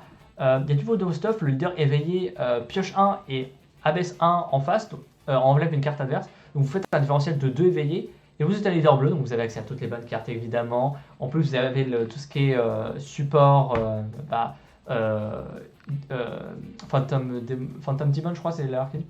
Démon chimérique, je sais plus exactement c'est quoi son titre, mais donc toute la chaîne Héros de garde. Donc vous pouvez jouer en bleu-vert, vous pouvez jouer des super combos et son extra qui défausse un. Alors vous avez plein d'énergie avec bleu, enfin, le leader est sympa, quoi. Le deck est cool. SS3. Alors SS3, c'est un deck qui rampe, donc vous êtes sûr de rampe. Il pioche moins au début, dans ces aspects, il est peut-être un peu moins bien qu'un Virus ou qu'un Vegeta. Comment ça s'appelle? Un Vegeta. Où est-ce que je l'ai mis? Le petit Vegeta qui rampe lorsqu'il hit. Ah, ici. Donc au prix de votre main, vous allez ramp. Donc vous pouvez ramp une ou deux fois, mais c'est certain. Et à chaque fin de tour, vous détapez 3. Donc vous allez dire qu'il pioche 1, détape 3. Et en plus, il tape à 20 000. Donc on va dire il pioche 1 et le petit 20 000, c'est un peu chiant. Donc on va dire 1.5 plus détape 3. Donc vous allez dire qu'il génère entre guillemets 4.5 de ressources. Ce qui est quand même énorme. Alors après, gagner 3 énergies dans bleu, est-ce que c'est utile? Parce que vous avez déjà des dimensions magiques. Donc entre guillemets, les énergies défensivement, vous en avez déjà de quoi les remplacer. Le truc, c'est que avec tout le stuff Bojack de BT13, ces énergies, vous pouvez vraiment les dépenser comme vous voulez pendant le tour adverse. Ça peut jouer bleu-jaune, pas forcément avec Bojack Aegis, mais ça peut peut-être jouer Zamasu, typiquement. Évidemment, poser Unisson Boo tour 2, au tour 3, excusez-moi, c'est super fort. Hein, donc, dans ce sens-là, poser Unisson Boo avant sous Striker, c'est super cool, avant Baby. Donc, c'est un bon deck. Quand même un poil dangereux face à la défausse. Donc voilà, ou même contre les agros qui vont en fait aller plus vite que lui, donc vont profiter du fait que vous avez une main basse au début pour vous tabasser en fait, et donc ça peut être compliqué. Mais en late game, chiant, parce que du coup vous allez jouer plein de cartes qui piochent, et que vu que vous avez plein d'énergie, vous vous en foutez. Donc il y a peut-être un truc à faire avec SS3 Reboot. Un de mes leaders préférés, enfin je pense que c'est En fait c'est un leader qui offre tellement d'options. Je vais le mettre en tier 2 quand même, parce que le leader fait rien en fait. Le leader génère qu'une ressource. Je veux dire, quand il attaque, il pioche un, éveillé, vous piochez un. Mais il est conseillé de toutes les couleurs. Donc vous pouvez faire tous les mix que vous voulez. Et ça, c'est incroyable. C'est-à-dire que vous pouvez jouer le topo vert, vous pouvez jouer le topo rouge. Enfin, le topo vert où vous avez besoin d'un leader vert, c'est bon. Vous pouvez jouer topo, même si vous n'avez pas besoin d'un leader de couleur spécifique, vous pouvez jouer rouge. Vous pouvez jouer Dimension Magique, vous pouvez jouer les Bardock Raiders Warcry dans le même deck, vous pouvez jouer l'ASCR Pergamo, maintenant on peut le dire, vu qu'il est également jaune. Enfin, vous pouvez jouer tous les super combos bicolores, hein, parce que donc vous pouvez jouer Arrival bleu-jaune, vous pouvez jouer des Amasu super combos, enfin vous pouvez jouer toutes les couleurs. Il y a plein de builds, et du coup il y a des combinaisons possibles qui font que le deck est vraiment bon en fait, et ça c'est un réel plaisir.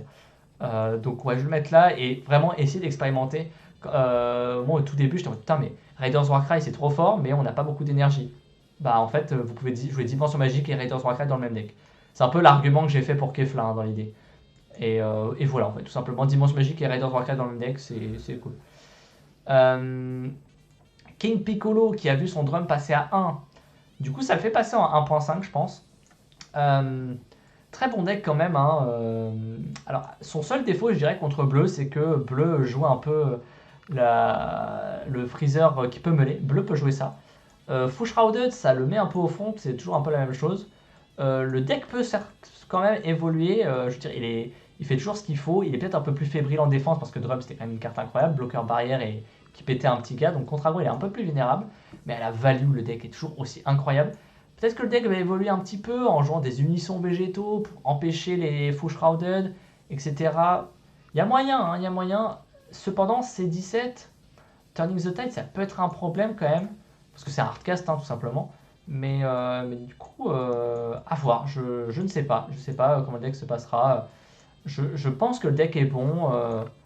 Ouais, je pense qu'on peut le mettre dans ces eaux-là. Je ne sais pas exactement où, mais on va le mettre là. Ensuite, Thalès, hop, on va mettre en tier 2. Thalès non éveillé, vous avez un leader qui pioche un coin d'attaque et ajoute un fruit. Vous faites un différentiel de 2, en fait, non éveillé et éveillé, évidemment, pareil. Et vous avez un peu son Engine Crusher Corps et surtout le fruit qui est une carte incroyable. Hein, pour 1, donner 20 000 double frappe, c'est super fort. Donc voilà, c'est un peu les arguments. C'est les arguments de Thalès. Après, il est vert, tout stuff vert, enfin, vous connaissez. Ensuite, on va passer à Whis, qui est pour moi un tier 3. Où est-ce qu'on peut le mettre? On va le mettre là. Il est un peu dépendant de son T1. Son T1 peut se faire virer. Il a des skills, donc les cracks qui gèrent les battle cards, ils s'en foutent un peu de ce deck là. pas beaucoup d'énergie, donc ça veut dire que vous voudrez jouer Engine Bojack Aegis, sauf que vous n'avez pas la place à mon humble avis, donc si vous jouez pas Bojack Aegis, ça veut peut-être dire que vous n'avez pas joué Zamasu Championship, et donc juste ces deux trucs-là, ces deux facteurs-là font que bah, c'est un deck moyen. Lunch. Lunch qui est peut-être un leader rouge qui peut être ultra fort. Hein. Je veux dire, c'est un leader rouge qui va piocher beaucoup, mais au prix d'avoir pas beaucoup de puissance. Hein. Mais piocher plein, ça fait que contre les decks rares, vous êtes bien. Mais est-ce que le fait que vous n'ayez pas beaucoup d'énergie, bah, ça va peut-être être chiant. Donc à voir, c'est peut-être qu'on va la mettre là hein, parce que ça reste rouge. Mais Lunch très bon. Je pense qu'elle est un peu moins forte du fait qu'il y ait moins d'aggro. Concrètement, je pense qu'elle aimait bien Vejenx, je pense, hein, attention. Et que là, bah, ça peut être plus chaud. Après, vous me direz, vu qu'elle a pas beaucoup d'énergie, elle est bien contente que Bergamo soit passé à 1. Hein. Donc ouais, ouais, je pense que Lunch c'est pas mal comme deck. En plus, plein de buts possibles, enfin bleu, rouge, rouge, vert, enfin ce que vous. Alors Gohan, pour moi, c'est le sous-striker du pauvre. Voilà. Il pioche un, et entre guillemets, reprend une carte en main et vous redonne l'énergie. Donc vous pouvez prendre l'énergie utilisée et mettre une autre carte en mode action, donc vous gagnez l'énergie et piocher un. Et vous voyez, sauf que le striker il pioche un et d'étape 2. Donc voilà. Après, voilà, le fait de switcher, ça peut vous permettre de reprendre des Galactic Buster, etc. Le plus 5000 sur un skelet, c'est sympa, mais voilà, moi je pense que c'est un sous-tracker en moins bien. Voilà. Mais du coup, ça reste quand même fort. Alors, non, ça c'est BT14, on en parlera après. Pergaret Moribut, je vais le mettre en tier 3. Mais concrètement, lui, en fait, il n'est pas impacté. Hein. Concrètement, vous jouiez déjà sans Univers 9 Rassemblement parce que vous préférez jouer beaucoup de bleu. Et en fait, tentez le lock, et le lock n'a pas été touché, me semble. Vous jouiez pas Bergamo, vous jouez bleu, en fait. Donc le lock n'a pas été touché. Donc, bah, Imo, le deck reste bon, en fait. Vous avez toujours le lock. Il fait toujours ce qu'il avait envie de faire. Alors, Bojack, mon beau petit Jacques. C'est différent parce qu'il va pouvoir vraiment abuser des pirates parce que du coup, vous pouvez pas seulement les utiliser des énergies, mais même de la main sans payer en fait les coûts de combo qui du coup, tous les Bojack coûtent 1 à combo. Et donc, ça, c'est vraiment sympa. Vous avez en plus des cartes qui fonctionnent qu'avec ce leader là, donc super cool. Le Negate, évidemment, il s'éveille avec l'unisson bout. Voilà. Après, un peu sensible au end control quand même, mais ça reste un leader bleu. Peut-être qu'ils vont un peu plus quand même. On va peut-être le mettre là ou là. Allez, dans ces eaux-là. Je sais pas exactement où, mais. Oh, on avait dit que Thalès, enfin que Freezer et Vegeton les mettaient côte à côte. Ok. Alors, Gohan Futur. Il a du support avec. Dans le Namekian Boost qui va sortir là d'ici peu. Donc pourquoi pas, ça a une bonne défense, ça joue jaune. Après la question c'est est-ce qu'on peut jouer bleu-jaune. Il y a peut-être l'espace, je suis pas certain. Mais si on peut, je vous le dis, j'ai pas vu des decks, hein, mais il me semble qu'il y a l'espace dans le deck et donc si vous pouvez jouer bleu-jaune, bah, vous pouvez faire des Zamasu Championship face aux unissons de bleu. Et bah, vous avez des cartes avec barrière, déflexion il me semble aussi. Donc c'est vraiment très fort et donc des cartes pas très touchables en fait, donc bleu peut pas trop interagir. Donc voilà, c'est super cool. Alors la caille suprême du temps. Bah moi je vais la mettre là je pense. À mon avis on n'a pas encore trouvé le bon but ou la bonne façon de la jouer en fait. Mais c'est un deck qui va pouvoir spammer les espaces-temps. Les espaces-temps sont évidemment devenus ultra forts. Noir ça accède à plein de bonnes cartes maintenant et je pense que le leader peut sortir sa carte de jeu. En plus, les espaces-temps vont rester sur le terrain. Donc en fait, ça peut build des boards de fou furieux avec des espaces-temps de dingue. Et donc vous allez pouvoir en plus faire double espace-temps avec l'unisson qui va vous donner Vortex.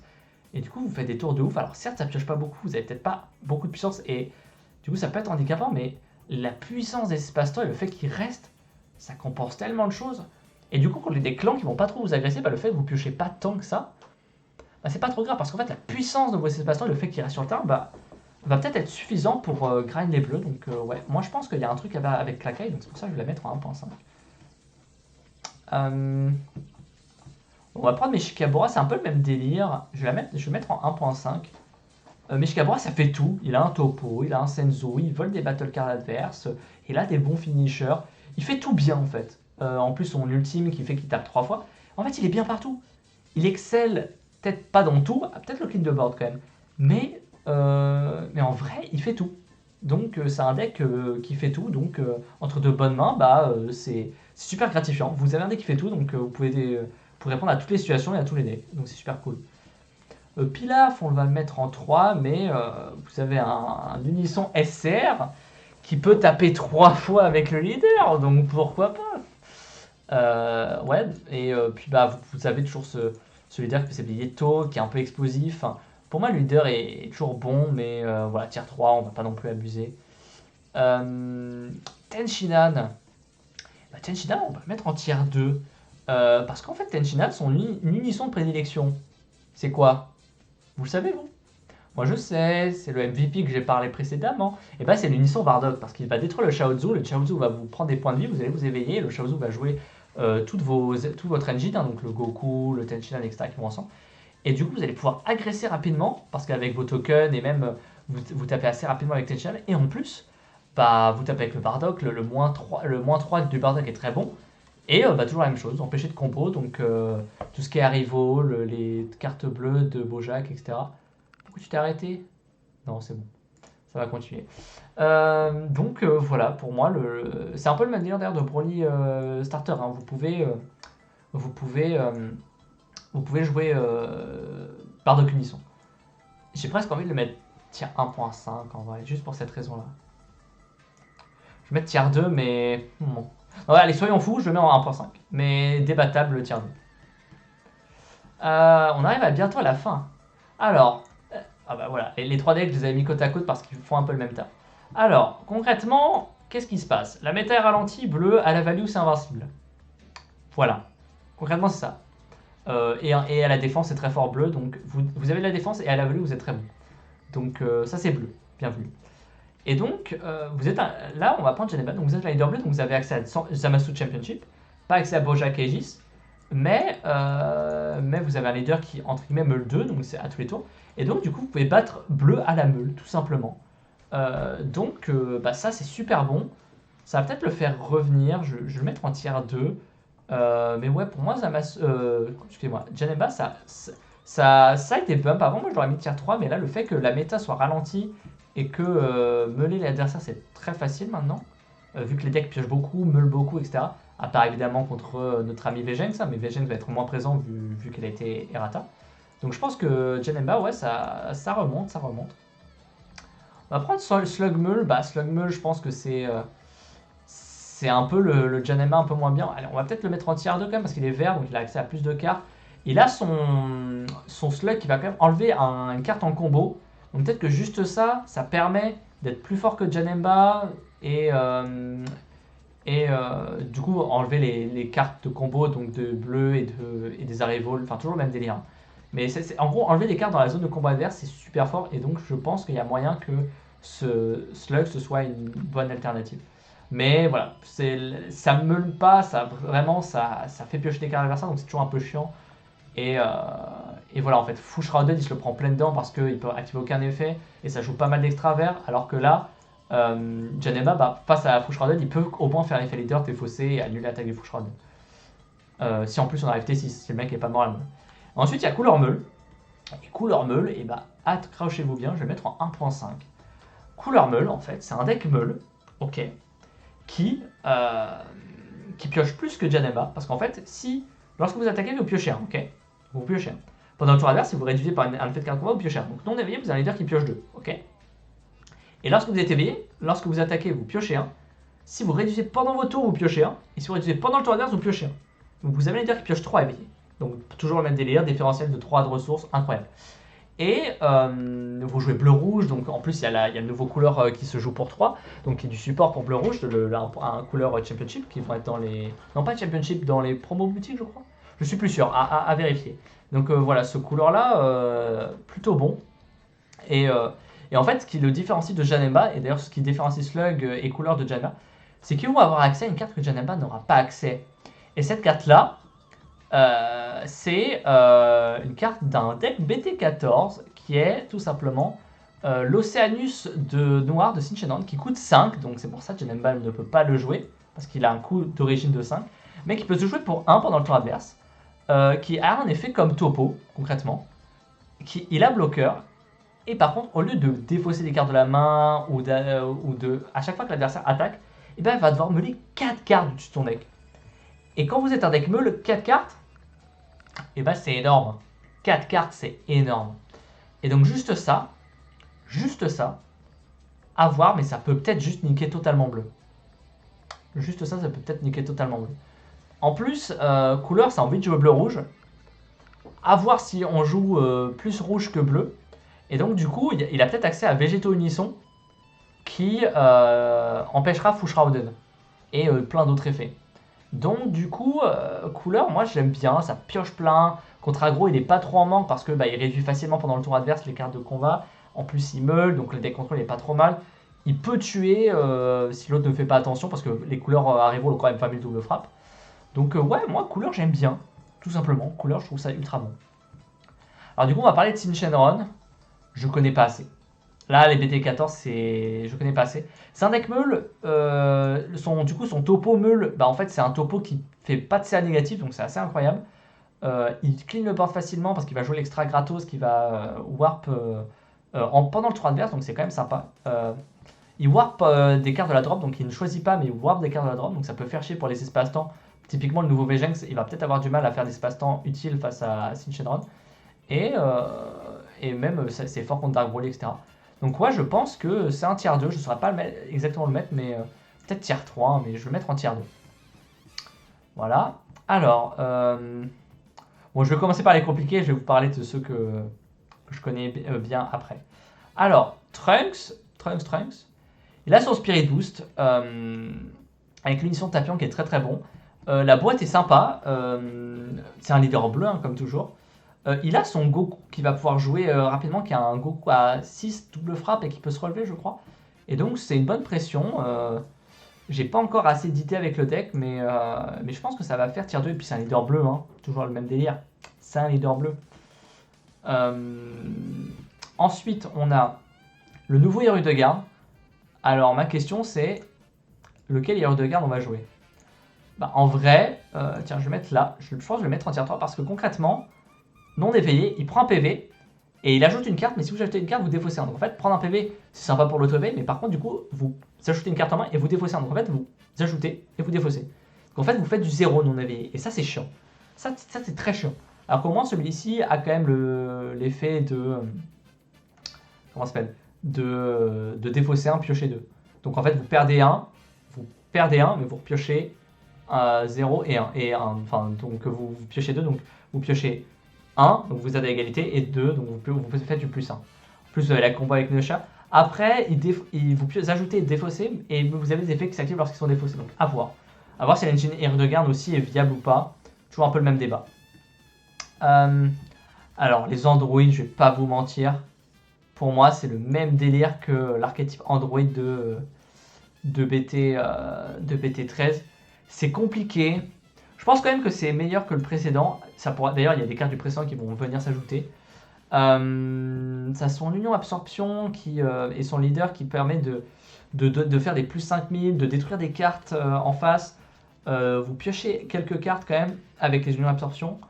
Et il y a peut-être des trucs à faire, mais j'ai pas assez d'expérience. Et pour moi, l'engine prend tellement de place que toujours la même chose. Pas Zamasu, pas Bojack. Pourquoi vous jouerez ça? Vous joueriez ça. Le Gohan. Je vais le mettre pareil, tier 3. En fait, je le mets là. Non, je vais le mettre tier 4 même. En fait, je l'ai laissé parce que concrètement, il fallait en parler. En fait, il pioche moins que le Gohan Univers 7 ici. Il pioche moins. Alors certes, il a un engine différent. Les deux ont guerrier d'Univers 7. Mais concrètement, il pioche moins. Et donc moi, c'est pour ça que je vais le mettre en tier 4. Moi, j'y crois pas à ce Gohan. Vraiment. Ensuite, on a Videl. Héroïne Videl.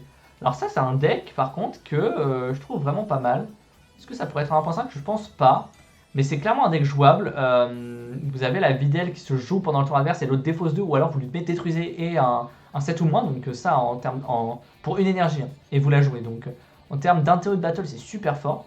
Et ouais, la carte est bonne. Le leader pioche pas mal. Attention, vous êtes quand même un leader à 10 000.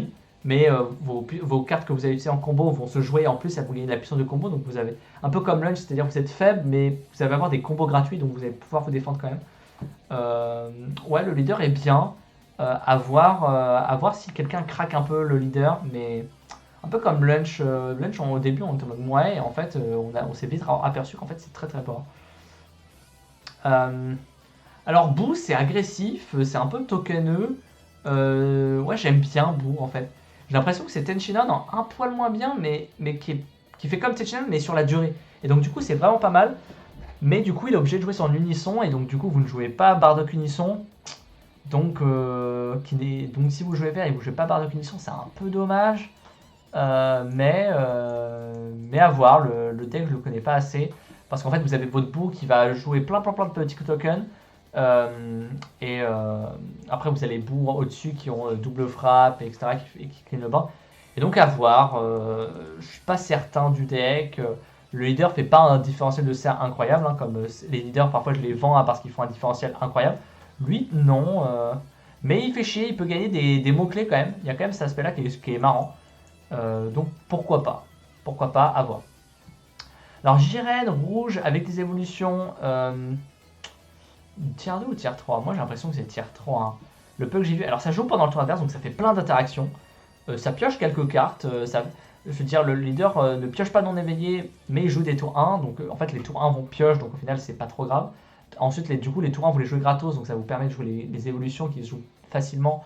Donc du coup, vous allez faire des évolutions qui mettent des moins et qui vont piocher. Donc il y a un Jiren qui a réplique, vous avez le gros Jiren qui a double frappe 35 000 et réplique, donc vous allez pouvoir jouer la SR Broly SS4. Donc peut-être, mais pour moi, c'est pas plus que du rogue, à voir. Peut-être que je me trompe, hein, encore une fois. Et ensuite vient Elku. Elku, ça a des bonnes mécaniques, ça joue des cartes gratos en fait du dessus de votre deck.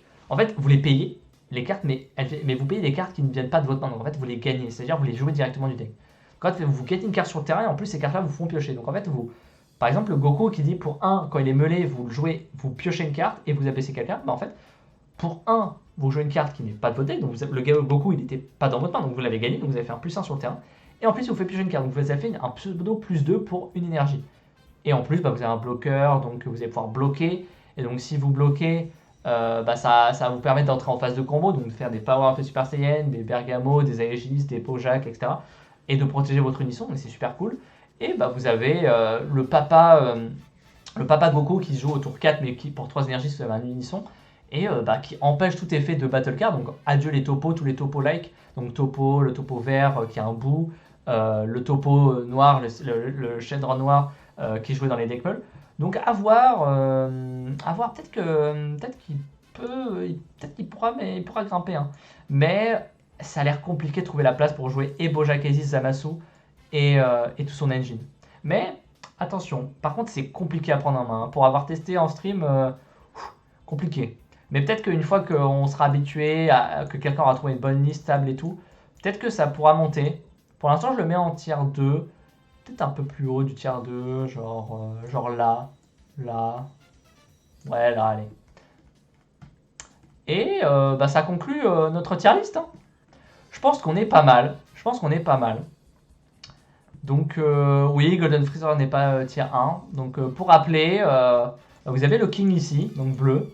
Vous avez 3 mecs qui le suivent, un autre deck bleu, un noir et un vert, et jaune qui est un poil derrière avec Gohan Icarus, Mecha Freezer et Golden. Mais voilà, donc... alors quand je dis le King, c'est pas invincible, mais je pense que c'est le deck le plus fort. Et clairement, si vous voulez pas vous prendre la tête, vous jouez ça et vous avez réponse à tout. Le bleu, c'est ultra fort, ça pioche plein, ça se défend. Et en fait, ça a des options de side vraiment pas mal. Et vous vous adaptez à tout, en fait, tout simplement. Et en fait, les gens sont obligés de jouer autour de vos decks. Et même en jouant autour, c'est compliqué d'avoir un match-up vraiment full négatif. Donc voilà, en fait, je pense que concrètement, il n'y a pas de match-up négatif. À la rigueur, au pire, vous êtes en 45-55, quoi. Genre, l'adversaire a 55% de chance de gagner et vous 45.